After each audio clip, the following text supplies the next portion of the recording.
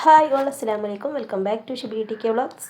അപ്പോൾ അതെ ഇന്നത്തെ വീഡിയോ ഇന്ന് ഏതായാലും നോമ്പ് 29 അപ്പോൾ നാളെ മറ്റന്നാൾ ഉറപ്പാണല്ലോ പെരുന്നാൾ. അപ്പോൾ അതെ പെരുന്നാളിൻ്റെ മുന്നോടിയായിട്ടുള്ള ഒരുക്കങ്ങളും പിന്നെ അതെ വീട് ക്ലീനിങ്ങും ഒക്കെയാണ് കേട്ടോ. അപ്പോൾ അതെ വെളിച്ചൊക്കെ എണീറ്റതിന് ശേഷം എന്താ നിസ്കാരവും ഓത്തും ഒക്കെ കഴിഞ്ഞതിന് ശേഷം കേട്ടോ രാവിലെ ഒരു 7:30 ഒക്കെ ആയിട്ടുണ്ട് കേട്ടോ ഞാൻ ഇറങ്ങിയപ്പോൾ. അപ്പോൾ അതെ നമ്മളെ കുട്ടിപ്പട്ടാളങ്ങളും നേരത്തെ തന്നെ എണീറ്റിട്ടുണ്ട്. ഷിബിലിമോനെ ഞാൻ നേരത്തെ വിളിച്ചതായിരുന്നു കേട്ടോ.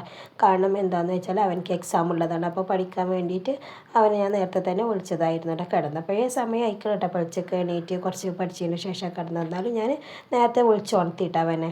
പിന്നെ നമ്മുടെ വീട് കൂടുതൽ ക്ലീൻ ആക്കാനൊന്നുമില്ല കേട്ടോ. കാരണം എന്താണെന്ന് വെച്ചാൽ ഒരു മാസമല്ലേ ആവണുള്ളൂ ക്ലീൻ ആക്കിയിട്ട്. നനച്ചുള്ളിൻ്റെ ആ സമയത്തൊക്കെ ക്ലീൻ ആക്കിയതല്ലേ. അപ്പോൾ പിന്നെ കൂടുതലൊന്നും ചെയ്യാനൊന്നുമില്ല കേട്ടോ.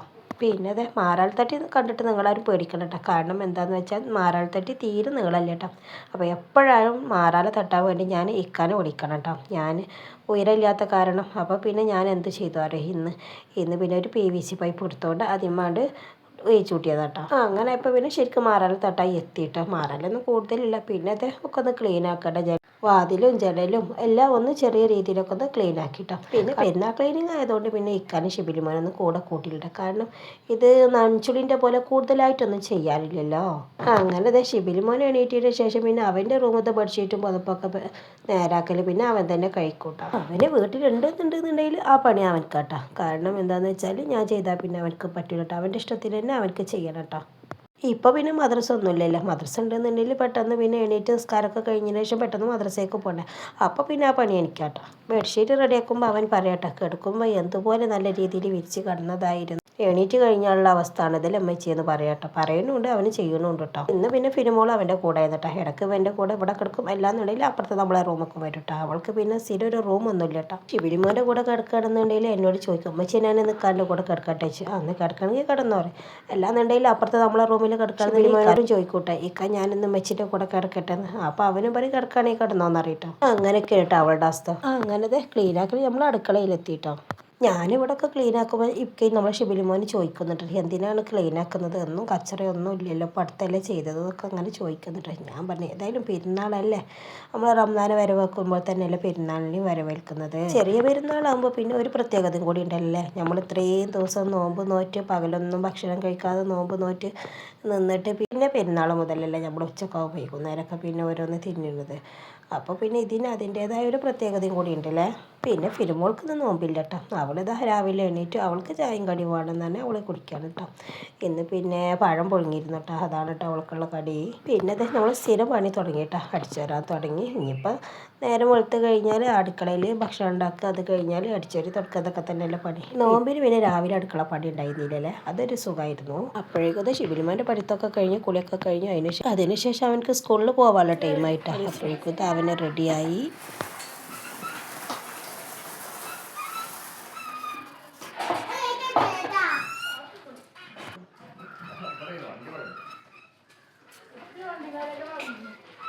ഈ ഒരു മാസം പിന്നെ 4 ദിവസം കൂടുമ്പോഴായിട്ട് എക്സാം ഉള്ളൂ. അത് കാരണം പിന്നെ അവന് സ്കൂൾ വണ്ടിയിൽ നിന്ന് ഒഴിവായിട്ടാണ്. ഇപ്പോൾ ലൈൻ ബസ്സിനാണ് പോകുന്നത്. അതാണ് സൈക്കിളും കൊണ്ട് പോകുന്നത്. പിന്നെ അതൊക്കെ കഴിഞ്ഞതിന് ശേഷം പിന്നെ ഞാൻ തുടക്കാൻ വേണ്ടി വന്നതാണ് കേട്ടോ. എത്ര പെട്ടെന്നാണല്ലേ നോമ്പൊക്കെ കഴിഞ്ഞ് അടുത്തത് പെരുന്നാളൊക്കെ. ഇപ്രാവശ്യം പെരുന്നാളിന് വിരുന്ന് പോകാനും എല്ലാവർക്കും കൂടുതലൊന്നും ദിവസം നിൽക്കാനൊന്നും പറ്റില്ലല്ലേ. കാരണം എന്താണെന്ന് വെച്ചാൽ സ്കൂളിലൊന്നും എക്സാം കഴിഞ്ഞിട്ടില്ലല്ലോ. പെരുന്നാൾ കഴിഞ്ഞാലും എക്സാം ആണല്ലോ അല്ലേ.